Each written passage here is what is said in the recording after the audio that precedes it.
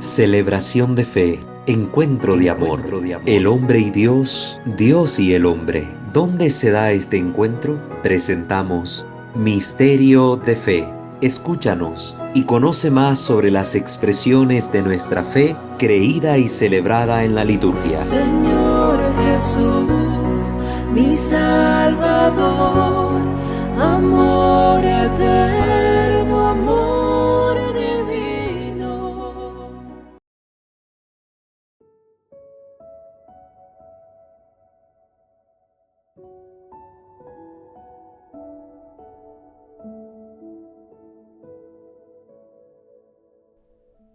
¿Qué tal, queridos hermanos?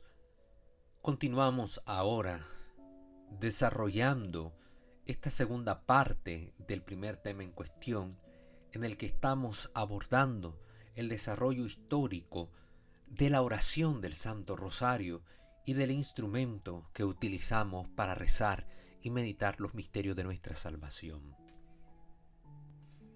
En el primer tema que hemos desarrollado, o la primera parte de este tema, hemos visto ya como la meditación de las oraciones esenciales del Santo Rosario se fueron dando como un surgimiento en la historia del cristianismo que aconteció de forma paulatina, progresiva, que se inspiró en la meditación y oración que hacían sobre todo los monjes o las comunidades de oración primitivas, en los que solían recitarse los 150 salmos, y que luego para la gente sencilla como forma de oración se hizo práctico la meditación o el ejercicio piadoso de 150 Padre Nuestros, en equivalencia de los 150 salmos, y que poco tiempo después, cuando se popularizó entre el siglo XII y siglo XIII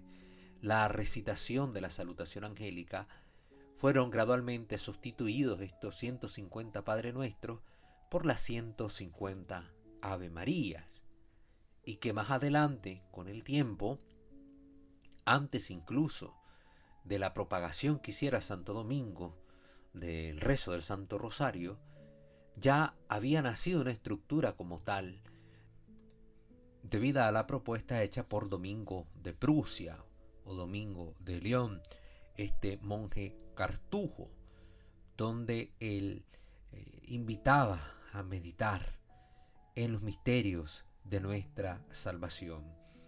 Y vemos que ya esta propuesta y este cambio de Padre Nuestro por Ave Marías fue dando como esta estructura que va a dar origen al rosario como hoy lo conocemos, dividido los misterios con un conjunto de 10 Ave Marías y un Padre Nuestro entre cada uno de esos misterios.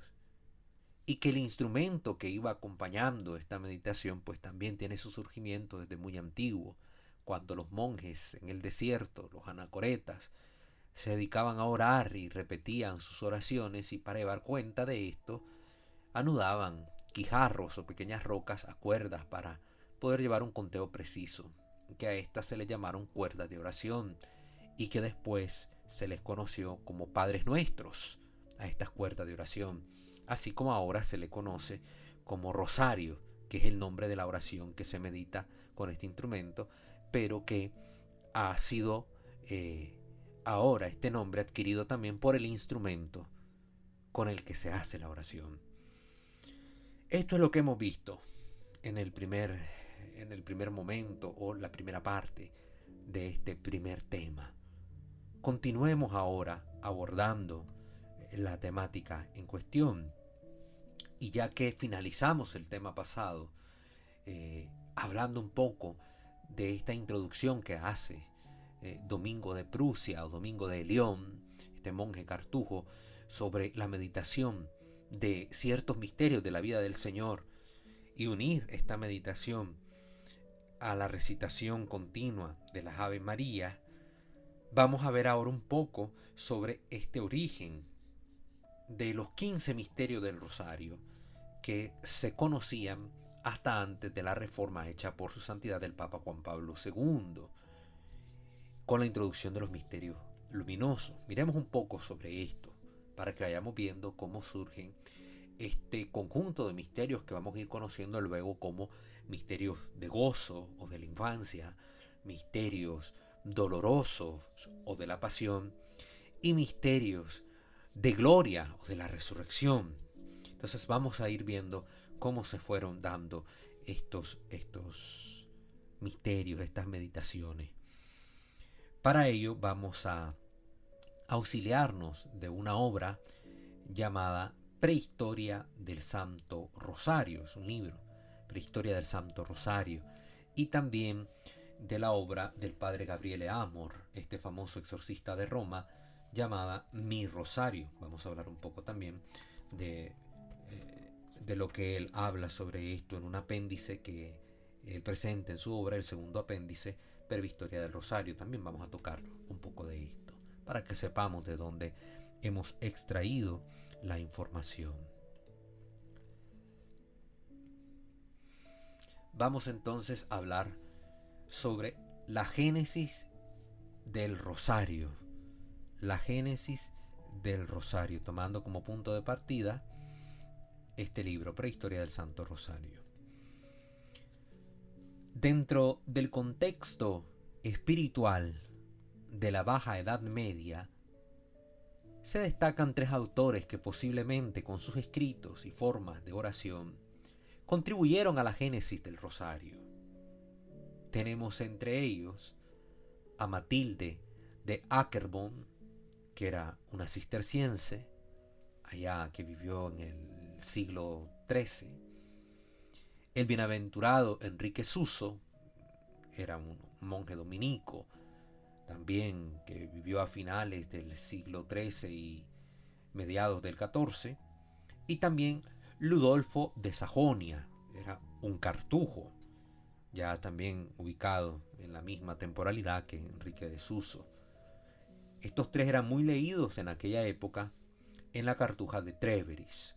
Entonces, estos tres religiosos de una vida contemplativa fuerte, de una meditación profunda y de distintas órdenes van a contribuir grandemente a la génesis del rosario. Vemos que fue una monja cisterciense, un sacerdote dominico y un monje cartujo. Estos tres fueron los que con sus obras van a influenciar grandemente el origen del rosario como lo conocemos hoy en día. La cisterciense Matilde de Aquerbon, en su Liber Spiritualis Gratiae, describió la llamada visión del árbol, un árbol milagroso que crecía sobre el altar, en la cual el árbol representaba a Jesucristo en su plenitud, que era el tronco y las ramas según su visión, y también en sus obras y o misterios. La descripción de esto figuraba en el interior de las hojas escritas en letras doradas. Esta es la visión que ella tiene. Contempla este árbol sobre el altar. Sí, miren qué importante. Los misterios de la salvación en íntima unión con el misterio del altar, el santo sacrificio. Entonces mira a Jesucristo, mira la plenitud de Cristo, representado en este tronco y en las ramas, y en estas hojitas que salían en las ramas, ella va a ver escritas en letras doradas los misterios, o también llamadas obras del Señor, según su visión. Algunos ejemplos de estas obras y o misterios eran: Cristo se hizo carne, Cristo se hizo hombre, Cristo fue circuncidado, Cristo fue adorado por los reyes, Cristo fue presentado en el templo, Cristo fue bautizado. Indudablemente, los contenidos de las hojas indican temas de meditación sobre la vida de Jesucristo.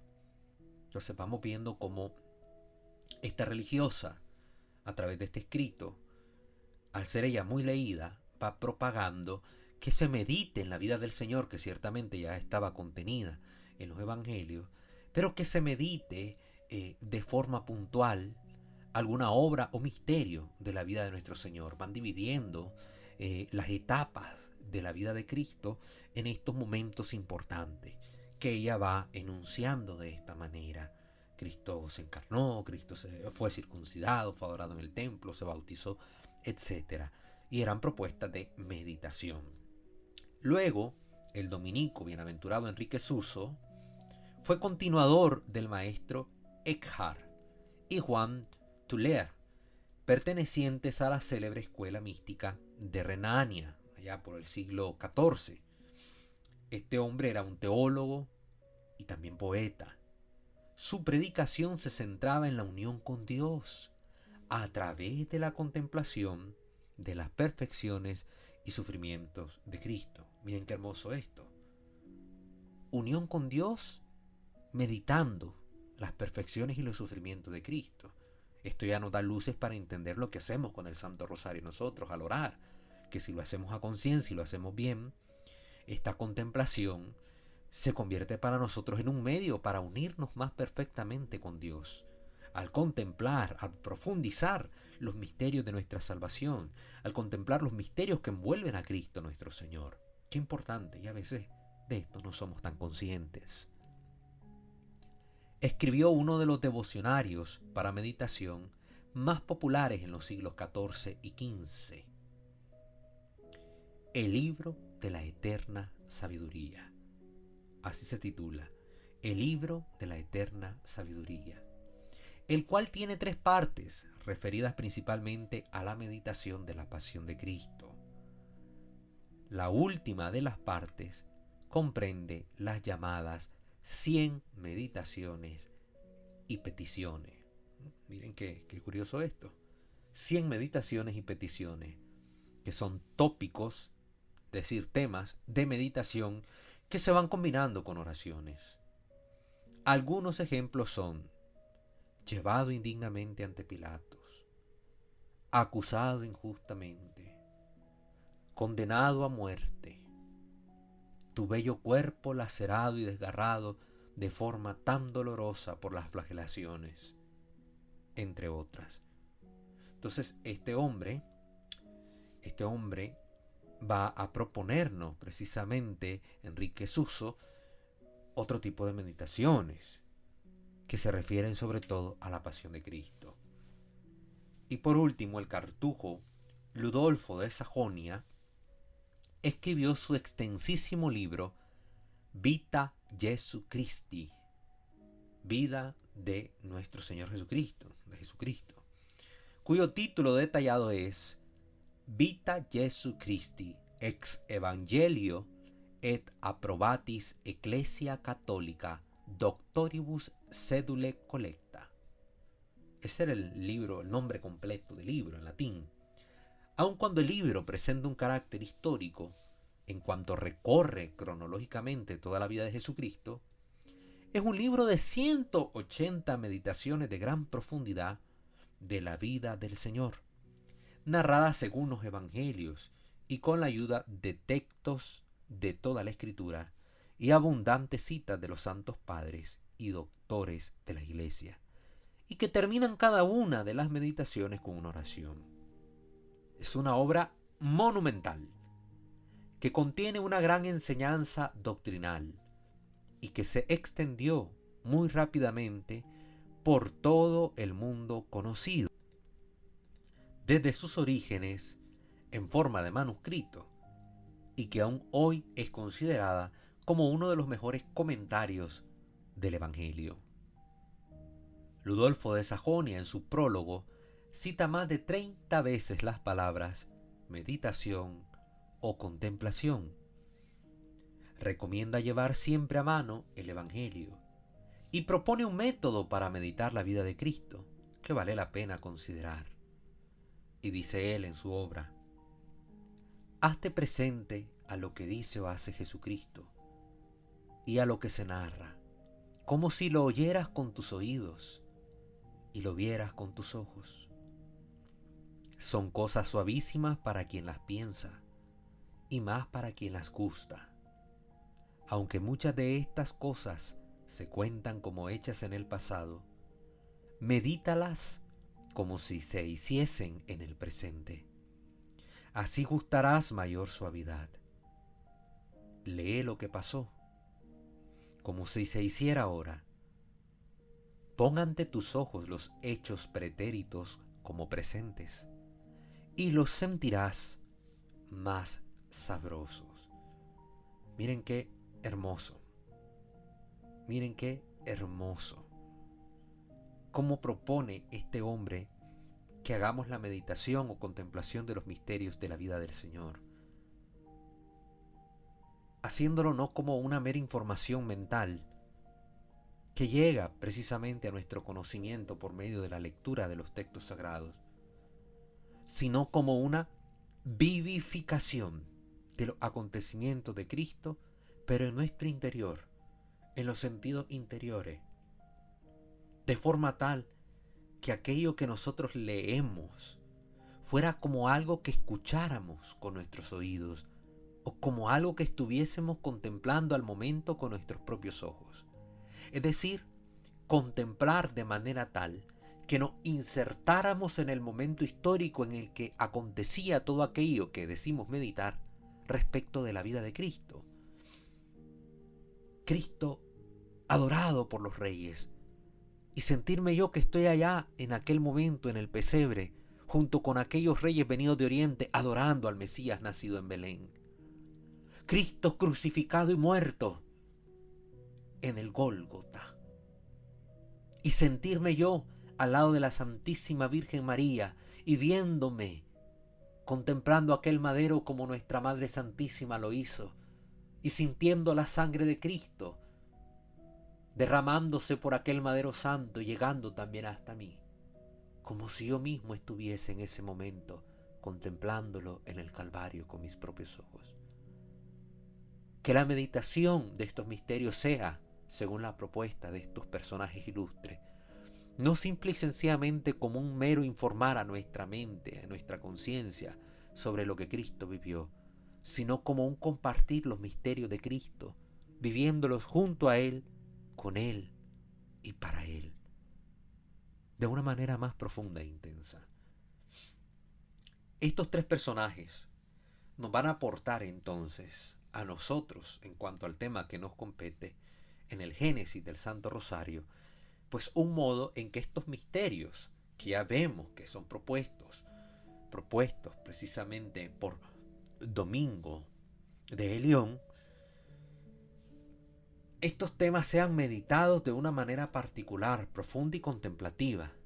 Y vamos viendo que ellos aportan, esta hermana, esta monja cisterciense, este sacerdote dominico y este monje cartujo, nos van proponiendo a nosotros maneras en cómo meditar estos misterios.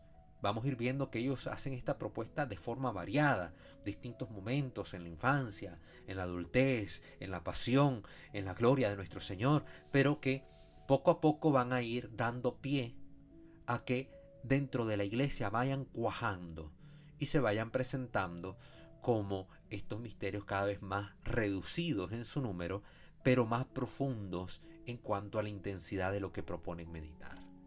Pasemos ahora a la obra del padre Gabriele Amor, Mi Rosario, en su apéndice segundo, Breve Historia del Rosario.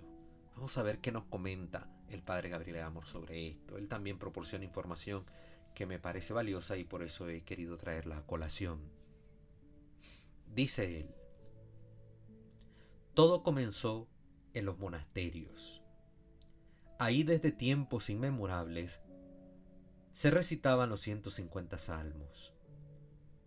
Pero para los monjes, como también para el pueblo que frecuentaba los monasterios, era difícil aprender de memoria todos los salmos, de modo que hacia el año 850, un monje de origen irlandés propuso recitar, en lugar de los salmos, 150 Padre Nuestro.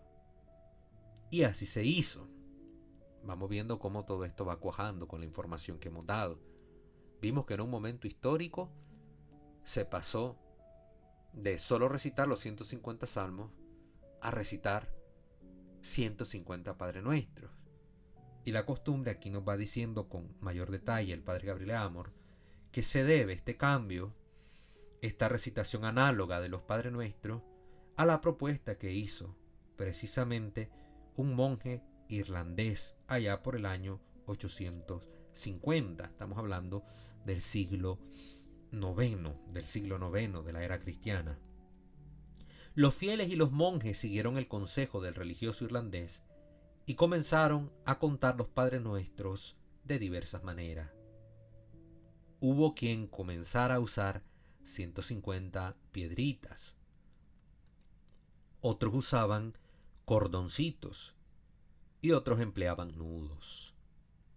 Pasaron los años y esos nudos, esas piedritas, se convirtieron en lo que hoy conocemos como rosario, el instrumento. Fue en el siglo XIII cuando los monjes cistercienses idearon una nueva forma de oración que llamaron precisamente rosario.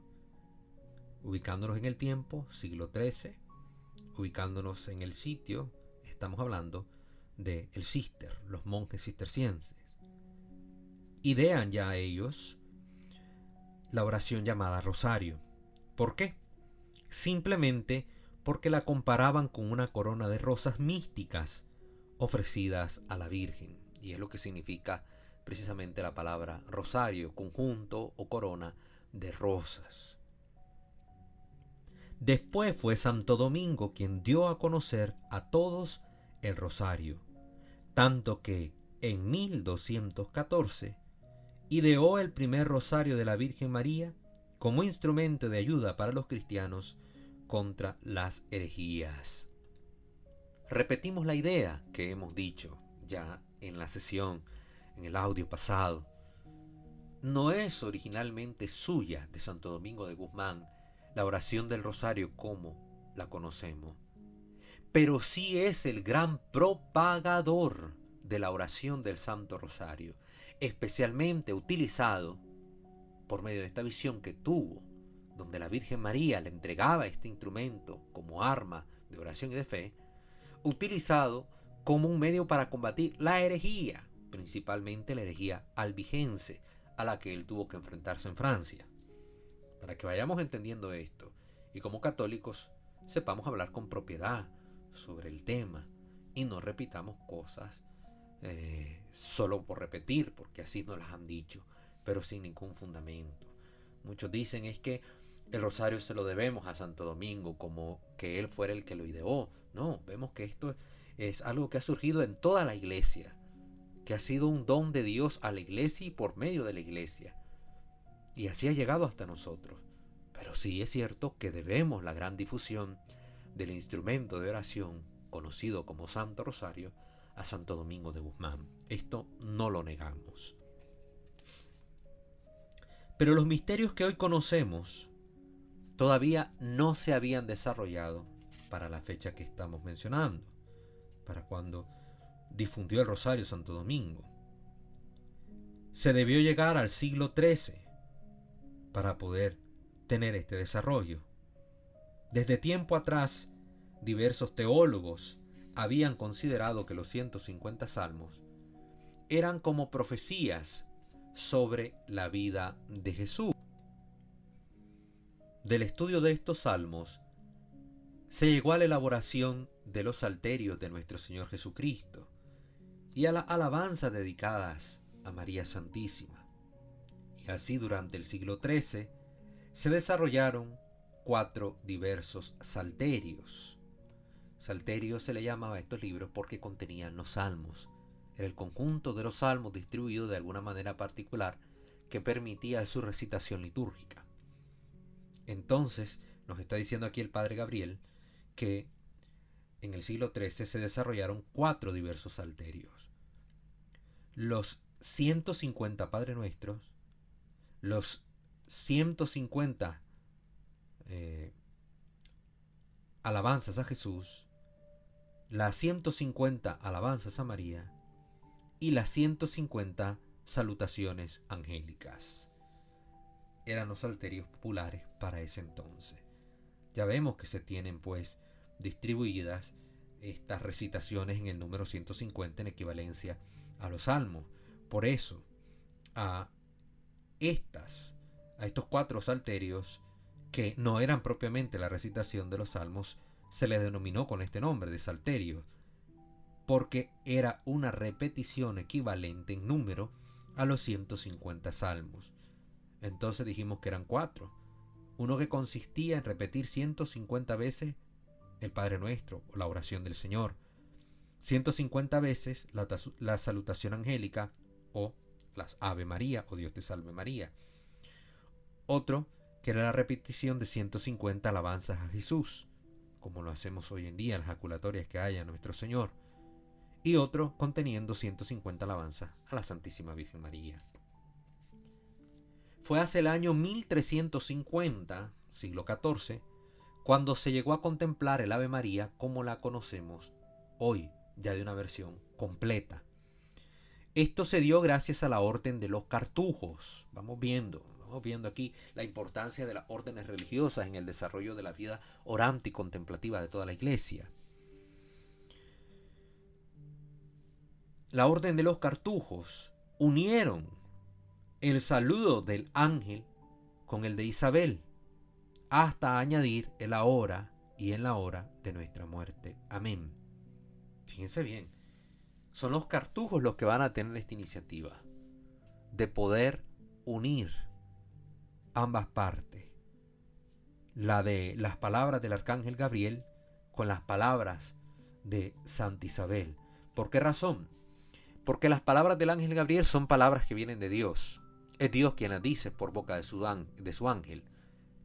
Y las palabras que va a decir Santa Isabel son palabras que le vienen inspiradas por el Espíritu Santo. El niño saltó de gozo en mi vientre, apenas tu saludo llegó a mis oídos. La Virgen comunicaba también con su presencia la misma presencia del Espíritu Santo, que llenó a Santa Isabel y la movió a decir estas palabras, que en última instancia, al estar en la Escritura, son palabras de Dios, dichas por boca de Santa Isabel. Entonces las palabras del ángel, así como las de Isabel, son palabras que vienen de Dios y se refieren a la Virgen. Por eso a los cartujos no se les hizo difícil aunar ambas palabras en un solo texto, en una sola oración. Dios te salve María. Recuerden que este Dios te salve es Dios te saluda María. Salve era la manera en que se saludaban los latinos y que aún hoy en Italia se sigue utilizando. Se dice salve para saludar a alguien. Y no está haciendo esta palabra referencia a la salvación, como lamentablemente algunos hermanos separados lo contemplan así y se burlan diciendo, ahí rezan los católicos diciendo Dios te salve María, porque María también necesita ser salvada por el Señor. Como si esto no lo supiéramos. Pero ellos malinterpretan por no saber de historia de la lengua y del desarrollo de la oración lo que realmente significan las palabras de la Ave María. Y ojo con esto, porque a veces muchos católicos tampoco lo saben. Dios te salve María. Dios te saluda María. O como dice la versión bíblica en griego, del griego koiné, Haire María que jaritomene. Alégrate María. Haire, alégrate. Bienaventurada María. El Señor es contigo. Bendita eres entre todas las mujeres y bendito el fruto de tu vientre. Esa es la oración unida de el Ave María en la salutación angélica más las palabras de Isabel y lo que agregan los cartujos, como hemos dicho. Ahora y en la hora de nuestra muerte. Amén. Todo esto ellos lo han unido. Ya para el siglo XIV, pues los cartujos, en particular los de la región francesa de Treves, insertaron las cláusulas después del nombre de Jesús para abarcar dentro de la oración toda la vida de Cristo. Es decir, que es a los monjes cartujos, a partir del siglo XIV, que les debemos ya la conformación del Ave María como la conocemos en esta unión del saludo angélico, las palabras de Isabel y el nombre de Jesús. Hacia la mitad del siglo XIV, un monje de la Cartuja de Colonia, en Alemania, Enrique Calcar, introdujo antes de cada decena a la Virgen el Padre Nuestro, y este método se difundió rápidamente por toda Europa. Lo que decíamos, ¿no? Hace unos cuantos minutos atrás, que este modo de ir rezando, donde se van introduciendo misterios, donde se van introduciendo la división de las Ave Marías en decenas y posteriormente pues la recitación del Padre Nuestro también, fue algo que gradualmente se fue dando, que fue brotando de forma espontánea en distintos lugares, pero que puntualmente en lugares donde va a ser centros espirituales intensos para la iglesia, pues van a influir y se van a propagar de mejor manera, de forma tal que esto va cuajando en el tiempo y se le va dando una estructura al rosario. Ya vemos entonces que una de las oraciones esenciales del rosario, como es el Ave María, aparece ya constituido tal cual lo conocemos hoy a partir de este siglo, el siglo XIV, que se lo debemos a los monjes cistercienses, y que ahora este otro monje de la Cartuja, de Alemania, en Colonia, Enrique Calcar, es el que ha introducido la oración del Padre Nuestro como parte de las meditaciones que se van haciendo, intercalándolo, el Padre Nuestro, entre cada 10 Ave Marías. Este fue el método que se fue difundiendo rápidamente por toda Europa, por el gran impacto que tenían los monjes en la vida cristiana de la época. Siempre en la Cartuja de Treves, a comienzos de 1400, Domingo de León, que ya hemos mencionado, llamado también Domingo de Prusia o Domingo de Treves, organizó un rosario en el que después del nombre de Jesús seguían 50 frases que recorrían su vida.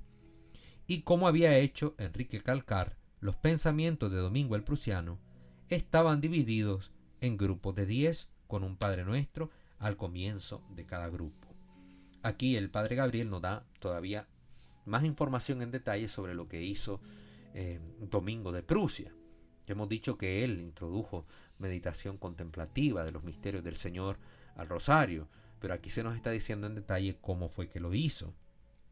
Que después del nombre de Jesús que se decía en el Ave María, él introdujo 50 frases, es decir, una frase por cada Ave María que se repetía, donde estaban divididas, recuerden, las meditaciones marianas de la salutación angélica en un tercio del salterio, una tercera parte, es decir, en vez de recitar 150, él proponía la recitación más lenta, más meditada de las Ave Marías, dividiéndolas en 50, pero a su vez esas 50 las dividían en grupos de 10 y cada una de las salutaciones angélicas iba seguida por una frase que recorría la vida de Cristo, y así se hacían 50 Ave Marías con 50 frases que contemplaban los misterios de la vida del Señor,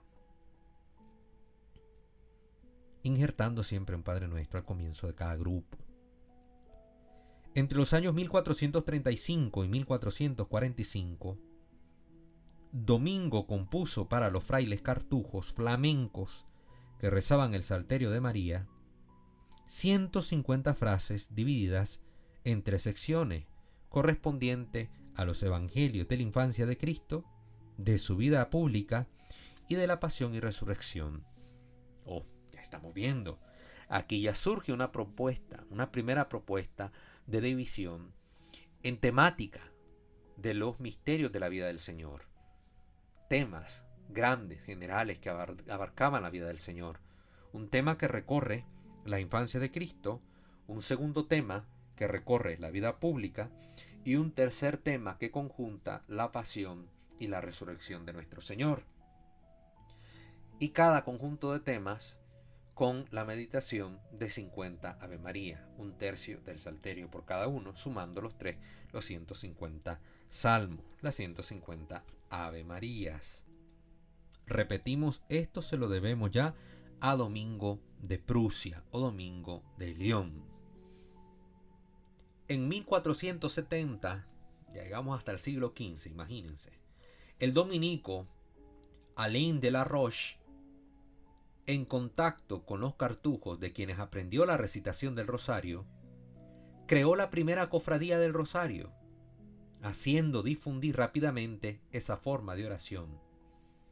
Llamó Rosario Nuevo al que iba con un pensamiento dentro de cada Ave María, y Rosario Viejo al que iba sin meditación, solo con las Avemarías llanamente rezadas. Además de Alain de la Roche, se ha de recordar al dominico San Pedro de Verona, por la gran difusión que dio a las cofradías marianas. Alain de la Roche redujo a 15 los misterios, subdivididos por él en gozosos, dolorosos, gloriosos. Imagínense, ya aquí estamos viendo a quién le debemos ahora la división exacta de los misterios.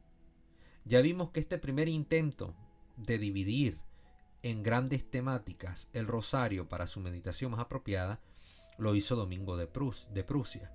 Pero ahora vemos que Alain de la Roche, este fraile dominico, el perteneciente a la Orden de Santo Domingo de Guzmán, fue el que va a dividir precisamente los misterios, los va a dividir reduciendo a 15 todos estos misterios grandes que se contemplaban en distintos momentitos de la vida del Señor y que hacían 150 momentos, 150 misterios, los va a dividir en 15 propiamente dicho, y Él es el que los va a subdividir en gozosos, dolorosos y gloriosos.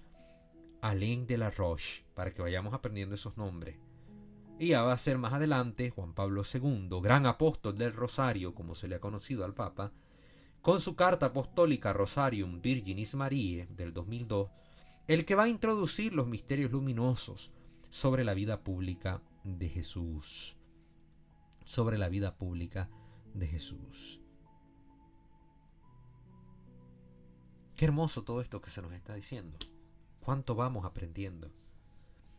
Los dominicos han sido grandes promotores del rosario en el mundo.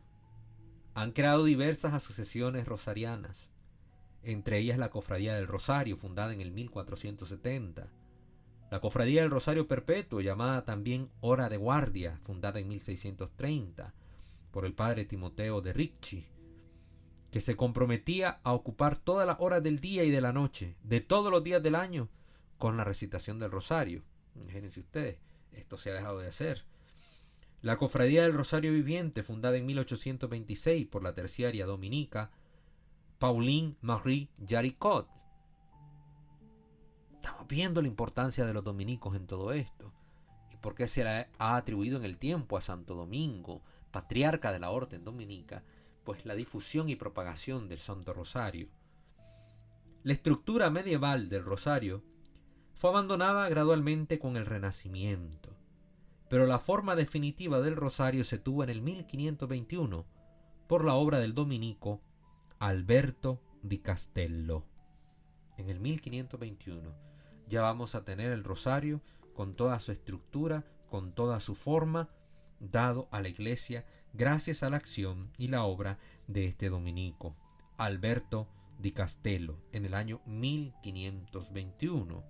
Un año que no olvidamos nosotros, los católicos, porque también fue un año difícil para la iglesia. Fue el tiempo de la mal llamada Reforma Protestante y la excomunión de este monje agustino Martín Lutero. San Pío V, de formación dominicana, fue el primer papa del Rosario. En 1569 describió los grandes frutos que Santo Domingo recogió con esta oración e invitó a todos los cristianos a utilizarla. León XIII, con sus 12 encíclicas sobre el Rosario, fue el segundo papa del Rosario. Más adelante vamos a abordar bien estos temas sobre los papas y el Rosario. De 1478 hasta hoy se cuentan más de 200 documentos pontificios sobre el Rosario. Miren qué riqueza. Una de las devociones que más ha sido meditada y profundizada por la Iglesia a lo largo de los siglos y que ha sido más respaldada por el magisterio pontificio.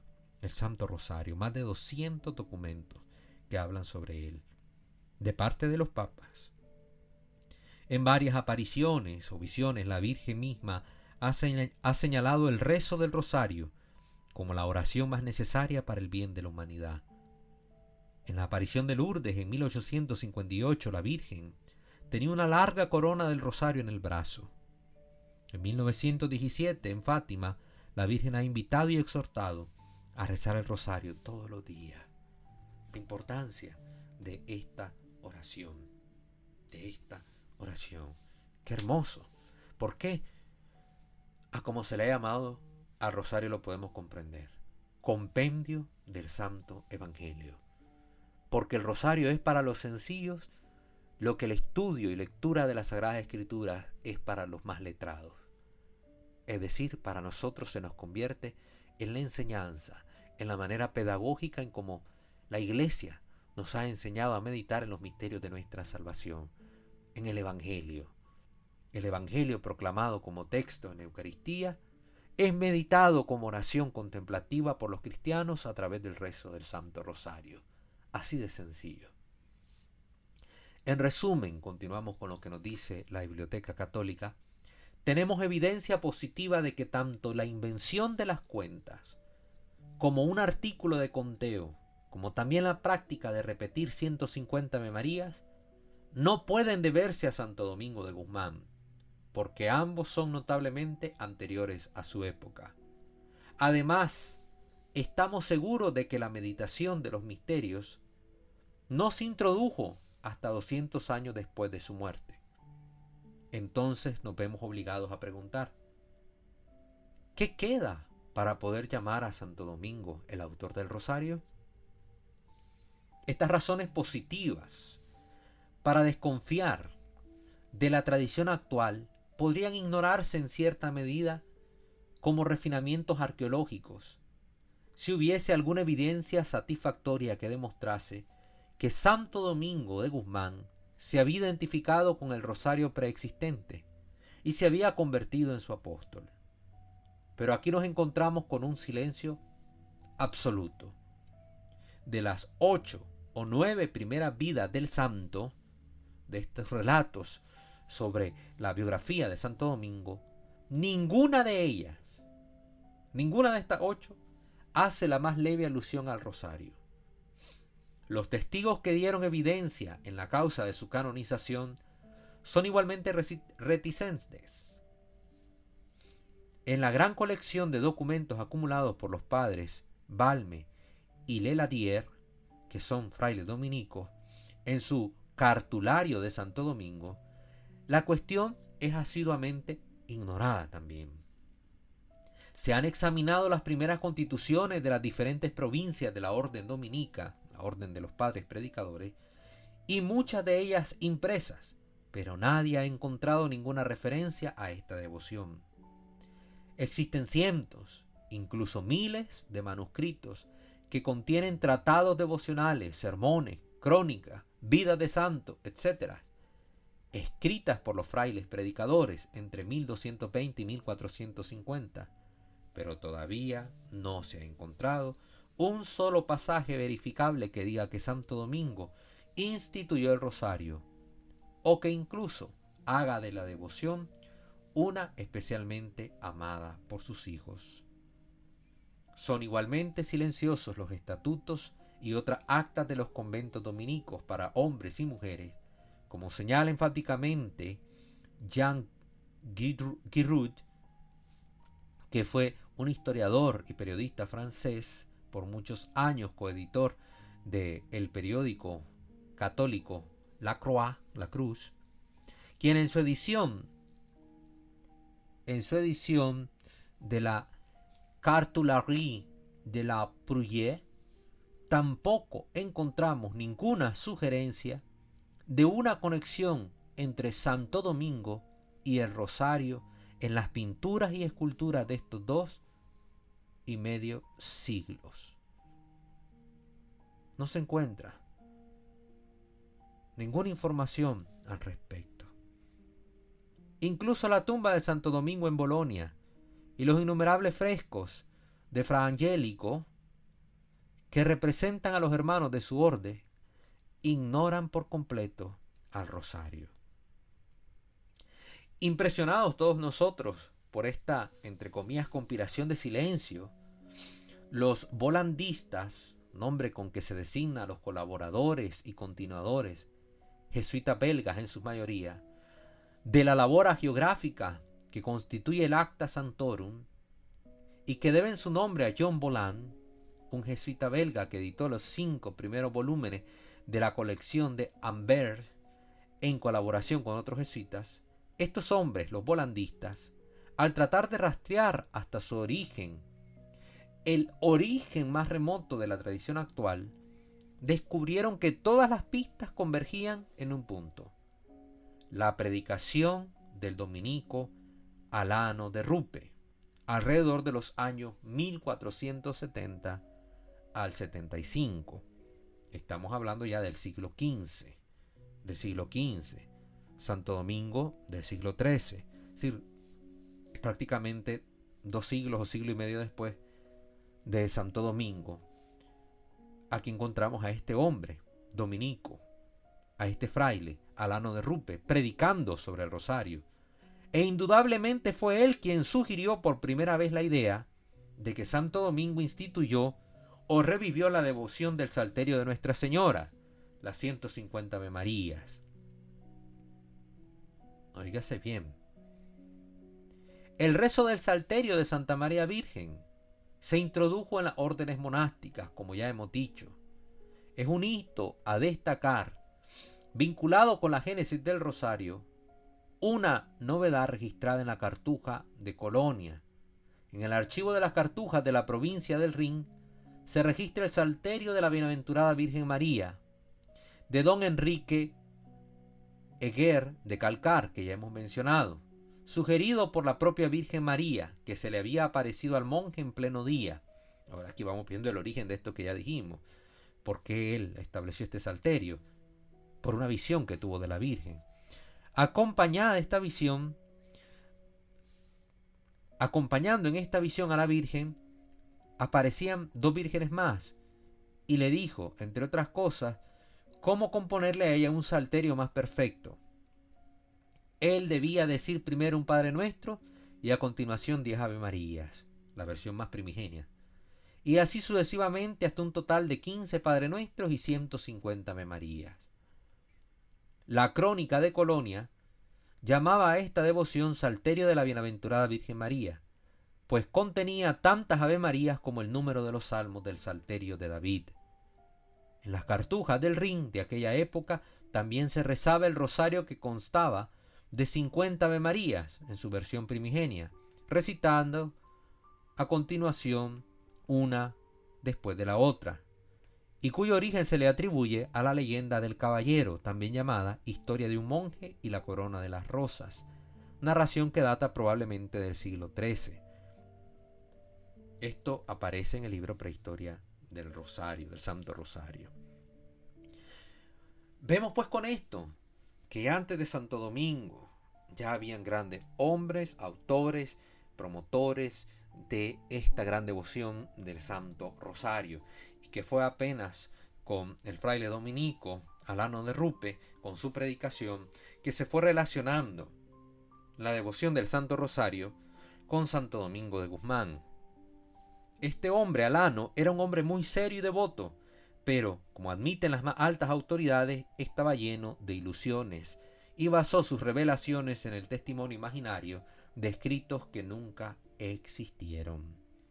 Sin embargo, su predicación, como era un padre predicador, fue atendida con mucho éxito, y es lo que tuvo el gran impacto que hoy nosotros hemos visto respecto al rosario. Las cofradías del rosario, organizadas por él y sus colegas en Douai, Colonia y otros lugares, tuvieron gran boga y llevaron a la impresión de muchos libros, todos más o menos impregnados con las ideas de Alano. Se concedieron indulgencias por la buena obra que se estaba haciendo, y los documentos que concedían estas indulgencias aceptaron y repitieron, como era natural en esa época acrítica, los datos históricos que habían sido inspirados por los escritos de Alano y que eran presentados de acuerdo a la práctica usual de los promotores de las cofradías mismas, las cofradías del Rosario. Fue así como creció la tradición de la autoría dominicana. Las primeras bulas hablan de esta autoría con cierta reserva. Dice en latín: prot in historiis legitur, según se lee en la historia, dice León X en la primera de todas estas bulas que van a hablar sobre el rosario, Pastores Eterni en 1520. Pero muchos de los papas posteriores fueron menos cautelosos.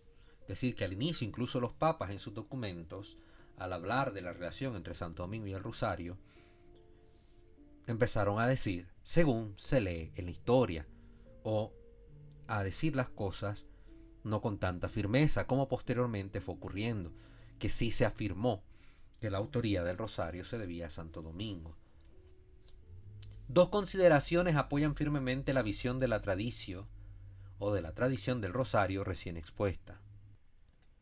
La primera es la rendición gradual de casi todas las piezas notables en las que se ha confiado en un momento u otro para reivindicar los supuestos reclamos de Santo Domingo. Es lo primero, estamos viendo. La primera razón. Tuoron y Alban Butler, que fue un sacerdote católico y agiógrafo, escritor de la vida de los santos, recurrieron a las memorias de cierto Luminosi de Aposa, quien declaró haber oído la predicación de Santo Domingo en Bolonia, pero hace tiempo se probó que esas memorias son una falsificación. Es decir, aquí estamos viendo las razones por las que no podemos nosotros atribuir a Santo Domingo la autoridad del rosario. Y se está diciendo que aquí hubo una primera razón, unas ciertas memorias de un Luminosi de Aposa, quien había declarado como testigo, oyente de las predicaciones de Santo Domingo, que él había escuchado hablar sobre el rosario de boca del santo, pero se demostró pues que esas memorias eran falsas, una falsificación. También otros hombres estudiosos como Danzas y Von Low y otros más le dieron mucha importancia a un fresco en Muret, una pintura, pero el tal fresco no existe ahora. Y hay buenas razones para creer que el rosario, visto una vez en ese fresco, fue pintado en una fecha muy posterior. Es decir, había una pintura que representaba a Santo Domingo, y en esa pintura algunos testigos dijeron haber visto en las manos de Santo Domingo el Santo Rosario. Pero según los estudios que se hicieron, pues posteriormente fue añadida esta pintura del rosario en la mano de Santo Domingo. Y para fin de cuentas, ya ni la pintura existe. Otros más citan algunos supuestos versos contemporáneos sobre Domingo en relación con una corona de rosas. El manuscrito original tampoco existe como tal, ha desaparecido. También existe un supuesto testamento atribuido a un hombre llamado Anthony Sers, testamento que recibió la Cofradía del Rosario en Palencia en el año 1221, donde se hacía mención de esta relación entre Domingo y el Rosario, pero que ahora las autoridades dominicas aceptan que es una falsificación. Es decir, que incluso esta obra antigua, contemporánea a los tiempos de Santo Domingo, tampoco existe como un dato fiable que haga una relación entre Santo Domingo y el Rosario. También de modo similar, una alegada referencia al tema dada por Tomás de Kempis, Beato Tomás de Kempis, en la crónica del Monte Santa Inés, esa referencia es una pura equivocación. Hasta el momento hemos visto que en primer lugar toda referencia histórica, escriturística o pictórica de esta relación entre Santo Domingo y el Rosario como tal no existe. Con esto se puede observar el cambio de tono observable en la última obra de referencia autoritativa. Esto y otras cosas que se pueden llamar o citar para presentarse como alegatos contrarios a la relación histórica entre Santo Domingo y el Rosario, sobran y bastan para que entendamos que no podemos atribuirle directamente la existencia del Santo Rosario a Santo Domingo de Guzmán. Sin embargo, no puede haber duda de que la inmensa difusión del Santo Rosario y sus cofradías y la vasta influencia que ha ejercido para bien se deben principalmente a los trabajos y las oraciones de los hijos de Santo Domingo de Guzmán, como lo vimos, los distintos dominicos que promovieron cofradías, que fueron metiendo manos para la estructuración del Santo Rosario, etc. Es cierto, esto es verdad. Pero la evidencia histórica sirve claramente para demostrar que su interés en el tema solo se despertó en los últimos años del siglo XV. Por eso estamos haciendo este estudio formativo. No para repetir, tal cual como las loras, lo que venimos escuchando de los demás. Santo Domingo, el creador del rosario, el inventor del rosario. No. Amamos a Santo Domingo fuerte y celosamente en este canal, por su obra. Pero tenemos que ser cristianos conscientes de la verdad histórica de las cosas. Y en honor de la verdad tenemos que decir todo esto que hemos dicho, sujetándonos a las fuentes que les presentamos, para que ustedes tengan por cierto lo que se está diciendo y puedan corroborar la información que se les comparte. Santo Domingo funda esta orden religiosa que luego propagará con celo la devoción del Santo Rosario a partir de los siglos XIV, XV con mayor fuerza.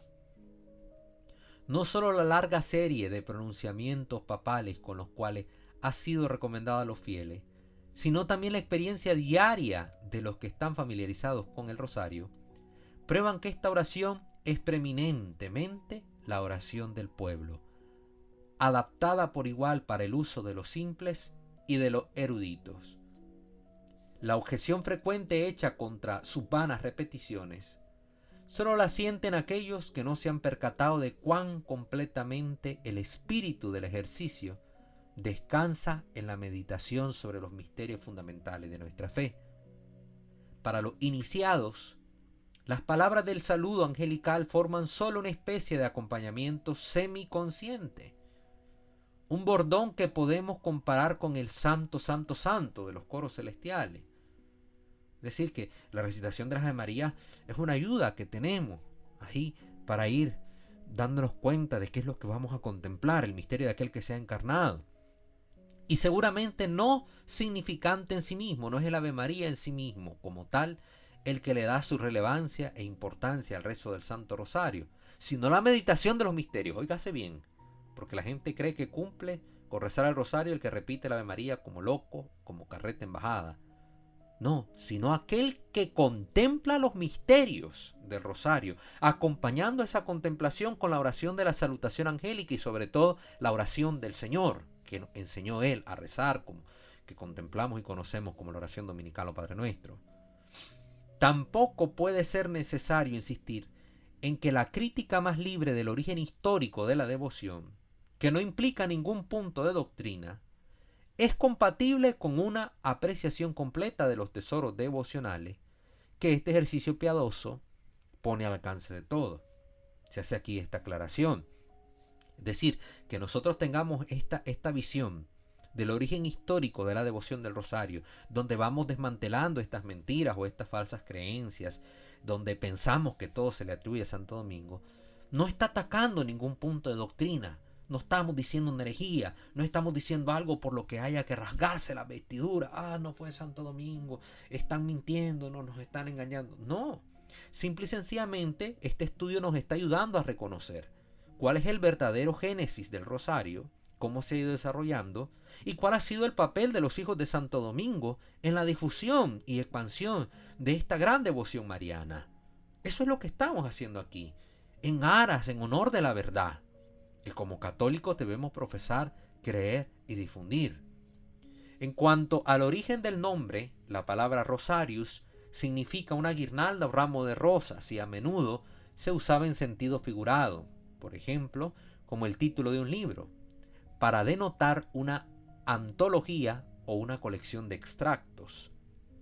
Una leyenda temprana que después de viajar por toda Europa penetró incluso en Abisinia, relacionó este nombre con una historia de Nuestra Señora, la cual vio a un joven monje recitando Ave Marías, y ella tomaba de los labios de él capullos de rosas y los tejía en una guirnalda que ella se colocaba sobre su cabeza. Esa es la leyenda que se fue aunando a este nombre del rosario y por el cual le debemos también su nombre. una visión mística, se podría decir, es la leyenda. El monje recitaba las Ave María, la Virgen las tomaba como rosas, como pétalos de rosa, y anudaba una corona que se colocaba sobre su cabeza. Todavía existe una versión métrica alemana de esta historia que data del siglo XIII. El nombre de Salterio de Nuestra Señora, que es el otro nombre con el que se le conocía esta oración, también se remonta al mismo periodo. Corona o coronía sugieren la misma idea que Rosarium. Corona de la Virgen María se le llamó también, o coronía de la Santísima Virgen María.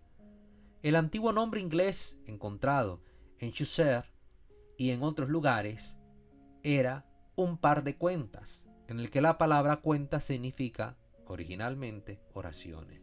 Un par de oraciones a la Virgen. Así se le conocía también de forma sencilla.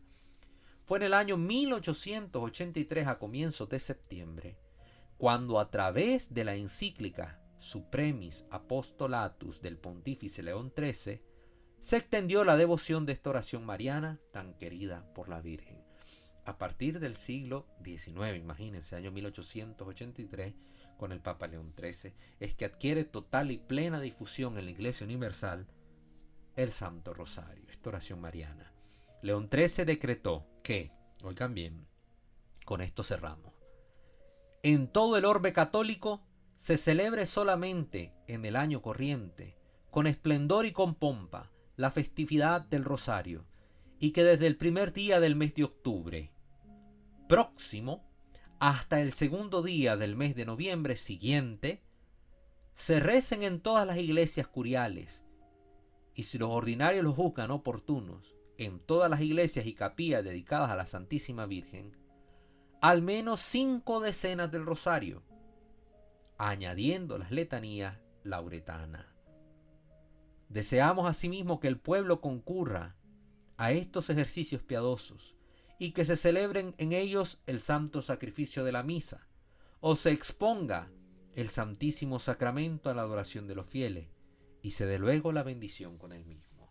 Miren qué hermoso. El Papa León XIII lo difunde, lo propone a todo el orbe católico para que sea recitado durante el mes completo de octubre, desde el 1 de octubre hasta que termine el mes, y que unido a la recitación al menos de una parte del rosario, se añadan también las letanías lauretanas. Por eso mucha gente ha quedado con esta costumbre de rezar el rosario aunándolo a las letanías, sin saber, en las fechas de hoy en día, que ambas cosas son oraciones distintas y que fueron unidas como una propuesta de oración por el Papa León XIII. Pero que, si yo rezo el rosario sin las letanías, estoy cumpliendo de suyo con la oración del rosario. Y que si yo medito las letanías separadas del rosario, es también una hermosa oración válida y agradable a la Santísima Virgen María. Y vemos al fin, pues, cómo une el Papa esta oración del rosario incluso al santo sacrificio de la misa durante este mes de forma hermosa, porque lo que celebramos en el altar lo contemplamos, lo meditamos, lo profundizamos en la meditación de los misterios del Santo Rosario. Qué hermoso todo esto. Pues bien, con esto concluimos el primer tema, el tema que aborda el desarrollo histórico del Santo Rosario en la Iglesia de Occidente. Será hasta un próximo audio donde los encontremos para seguirnos formando sobre el tema. Ave María Purísima, sin pecado concebida.